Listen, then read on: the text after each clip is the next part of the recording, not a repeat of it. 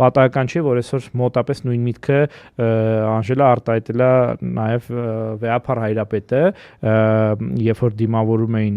այո, այսօր տեսա կադրերը, քաղաքացիները հավաքվել էին օդանավակայանում, անկեղծ անցած անգամ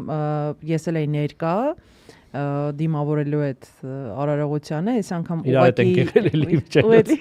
էլի միասին ենք եղել։ Այս անգամ չհասցրեցինք, որտեվ միջոցառման ենք, միջոցառումից հետո եկա արագ որ պատրաստվեմ արդեն եթերին,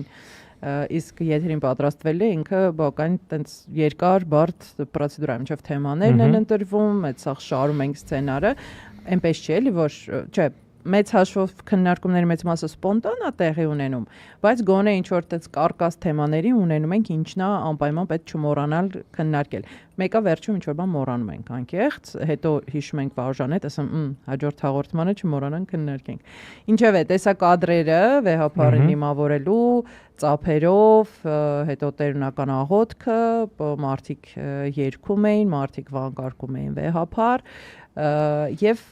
ինչ ասեց ժողովրդին։ Այդ դրա համար հիշեցի, այո։ Էլի Թալինի համայնքապետին Վեհափար Հայրապետն որ հոտը վատ բառ չի։ Դե լավ բաներ եմ ասում, ինչ ես հիշում։ Վեհափար Հայրապետի խոսքը ուզում եմ մեջ բերել, բառացի րոպեներ առաջ է եղել, հարգելի դիտողներ, մեր այս եթերից։ Տեսեք ինչ գեղեցիկ է ասում մեր կաթողիկոսը։ Ուրեմն հաստատուն մնացեք առ եկեղեցուն ունեցած ձեր սիրո եւ նվիրումի հավատարմության մեջ եւ Աստծո կամոնք մենք պիտի կարողանանք հաղթահարել այս դժվարին ժամանակներ եւ դուրս գալ այս փորձություններից անկեղծ երբ որ ես էլ էի on-line եմ ցավոք այսօր ես էլ հնարավորություն չունեի այս հաղորդման պատճառով լինել օդանավակայանում չէինք հասցնի այլապես գալ այստեղ երբ որ նայեցի այս մարմինս փշաքաղվեց որովհետեւ երբ որ գիտես այս պայմաններում հատկապես ազգային վերնախավի շատ մարդիկ կալանքի մեջ են, չգիտեմ, բան են, հա դժվարություններ են կրում եւ այլն, երբ որ Վեհափար Հայրապետը այն քիչ բնացած խորհրդանիշներից մեկն է ու Վեհափար Հայրապետը քեզ դիմում է ու այդ չեմ դա նկատել ես սկզբից ասում եմ ես ժողովրդին խոսք ունեմ ասելու, որ դուրս է գալիս, ասում եմ ես ժողովրդին բան ունեմ ասելու, շատ ազդու էր, ու ես նայեցի ու լսեցի, որ Վեհափար Հայրապետը ասում է դժվար ժամանակներ, բայց ընդ միցակ, գիտես, որ դեմքին նայես, ես մեղմ ժպիտ կար մեջը, որ սենց այն որ ասում է հայրական ժպիտ, սենց նայում ասում է դժվար ժամանակներ են, բայց սա էլ կհաղթարենք։ Օր, սենց ոնց որ գիտես, անկախ քեզնից հոգի լցվում է, անկախ քեզնից ուժ է ստանում է, եւ մեկ-մեկ պատկերացնում եմ էլի, որ ժամանակին, ասենք նույն Արցախյան պատերազմի ժամանակ տղաները գնացել են անհավանական սխրանքների, երբ որ հանդիպել են, ասենք մեր խոնարհված վանքերին, եկեղեցիների պատերին, այդ ասես մի հատ կպել են, իրոք sense պայտակ թվում է այդ պաթոս է, գեղարվեստական է, բայց կպել են այդ պատմությանը, կպել են այդ հավատին ու այդ ուժը sense ստացվել է ու գնացել են առաջ ու հաղթել են։ Դա անգերեվակայելի բան է։ Ու այսօր